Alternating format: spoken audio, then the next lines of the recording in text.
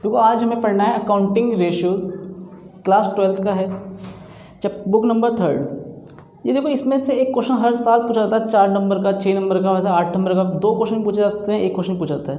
और ये क्वेश्चन केवल फॉर्मूला बेस्ड है, आपको बस फॉर्मूला याद करना है और सॉल्व कर देना है। और बहुत ईजी चैप्टर है। ये कई बच्चे क्या करते हैं, मैंने कई बच्चों को देखा है, वो फॉर्मूला रटते रहते हैं, तरह तरह के फॉर्मूले याद करते हैं, फिर भूल जाते हैं, कन्फ्यूज होते हैं। आपको कुछ भी ऐसा नहीं करना। आपको बस बेसिक तरीके से आपको मैं बताऊंगा, बैलेंस शीट तरीके से किस तरह वो फॉर्मूला खुद जनरेट हो जाएगा, तो इस पर ध्यान देना।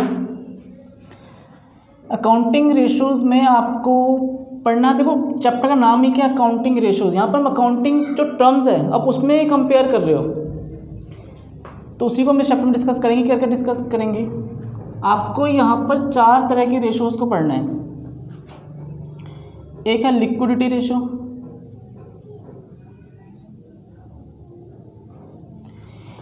एक सॉल्वेंसी रेशियो,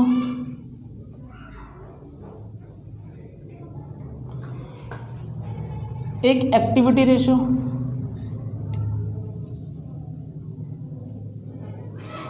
और एक प्रॉफिटेबिलिटी रेशियो।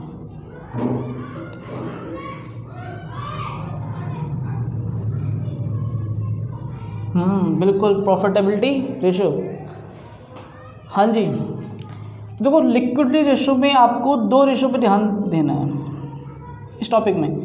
एक है आपका करंट रेशियो और एक है आपका एसिड रेशियो। इसको एसिड रेशियो, लिक्विड रेशियो या क्विक रेशियो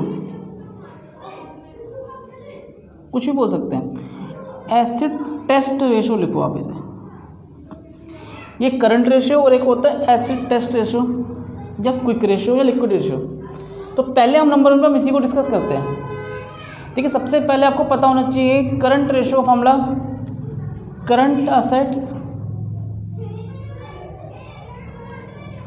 अपॉन में करंट लायबिलिटीज।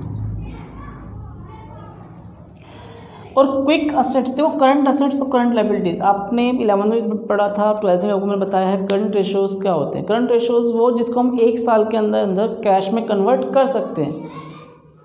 और करंट लायबिलिटी जिन्हें 1 साल के अंदर में पेमेंट करनी होती है वो करंट लायबिलिटी होती है। तो यहाँ पर आपको करंट रेशियो जानना है, फॉर्मूला करंट असेट्स अपॉन में करंट लायबिलिटी, सी अपॉन में CL। इनका जो रेशियो आएगा वो क्या कहलाएगा, current ratio. Quick ratio, quick assets upon में करंट लायबिलिटीज। अब वो करंट असेट्स करंट लायबिलिटीज क्या होता है, कुछ मैं आपको आइटम लिख देता हूँ, आपको याद दिक्कत नहीं रहेगी। लेकिन आपके मन में क्वेश्चन आएगा क्विक असेट्स क्या होता है। देखिए क्विक असेट्स का फॉर्मूला भी होता है CA करंट असेट्स माइनस, देखो क्विक जिसे हम क्विकली बदल सके, कैश में कन्वर्ट कर सके, उसे क्विक असेट्स बोलते हैं। तो current assets minus prepaid expenses और माइनस इन्वेंट्री। इन्वेंट्री बोलो चाहे से स्टॉक बोल सकते हो। तो आपको करंट असेट्स में से स्टॉक को माइनस करना है और प्रीपेड, देखो प्रीपेड एक्सपेंसेस क्या है, जो हमने पहले ही पे कर दिया आने वाले टाइम के लिए, इसका पैसा तुरंत नहीं बच सकता विदिन 1 ईयर। तो यहाँ पर फॉर्मूला क्या बन जाता है क्विक असेट्स का, CA minus prepaid expenses minus inventories. Copy करें इसे। देखिए मैं आपको कुछ आइटम लिखने वाला हूँ करंट असेट्स के। देखिए असेट्स 2 तरह के हैं, एक होता है नॉन करंट असेट्स, एक होता है current assets. Non current assets जो लंबे टाइम के लिए है, करंट असेट्स जो short term 1 year, within 1 year. तो करंट असेट्स से कुछ आपको आइटम याद करने पड़ेंगे, जैसे कैश हुआ, कैश, बैंक, क्लोजिंग स्टॉक, ये सब करंट असेट्स का पार्ट है। Debtors, bill receivable, prepaid expenses, short term investment,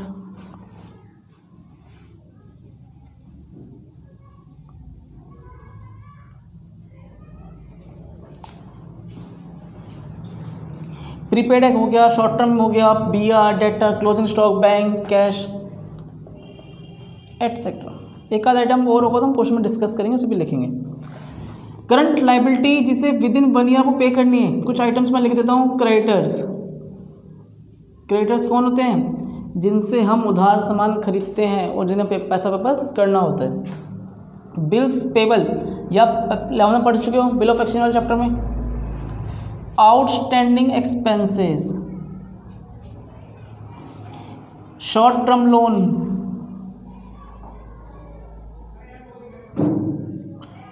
etcetera. तो जो भी एक आध आइटम और होगा हम उसमें डिस्कस कर लेंगे। क्रेडिटर्स हो गया, बिल्स पेबल हो गया, शॉर्ट टर्म लोन हो गया, आउटस्टैंडिंग एक्सपेंसेस वगैरह हो गए, सब आपके क्या है? करंट लायबिलिटीज़ है। इसे कॉपी करें। देखिए हम बैलेंस शीट को डिस्कस करते हैं। बैलेंस शीट्स को आपको मैं इसलिए बता रहा हूँ क्योंकि आपको ना फॉर्मूले ज़्यादा याद करने की जरूरत नहीं पड़ेगी, ज़्यादा कन्फ्यूजन की जरूरत नहीं पड़ेगी। आप बैलेंस शीट के अकॉर्डिंग आपको चलना है। सारे क्वेश्चन हम इसी लॉजिक के साथ करेंगे। कोई एक्स्ट्रा फॉर्मूला आपको याद नहीं, जो फॉर्मूला आपको मैं लिखवाऊंगा बताऊंगा कि वही आपको समझना है, वही याद करना है, उन्हीं से काम चलेगा आपका। तो पहले देखो बैलेंस शीट में यहाँ पे आपका आता है इक्विटी एंड लायबिलिटीज़।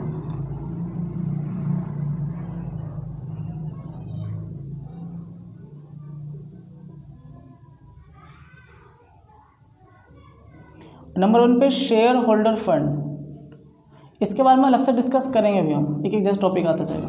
इसमें A part share capital, B part reserve and surplus. मैं पूरा लिख देता हूँ शॉर्ट फॉर्म में, तो आपको समझ में नहीं आएगा। Reserve and surplus. नंबर 2 पे नॉन करंट लायबिलिटी, और नंबर 3 पे करंट लायबिलिटी।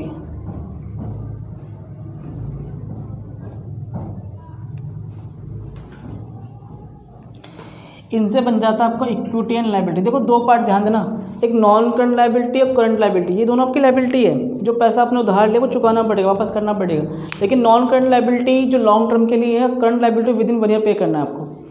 ऐसे देखिए असेट्स में भी आपका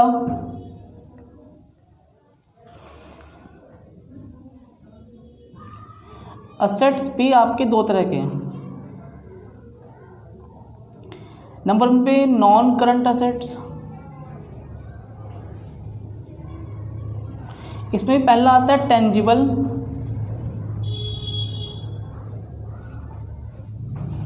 और नंबर 2 पे आता है इनटेंजिबल।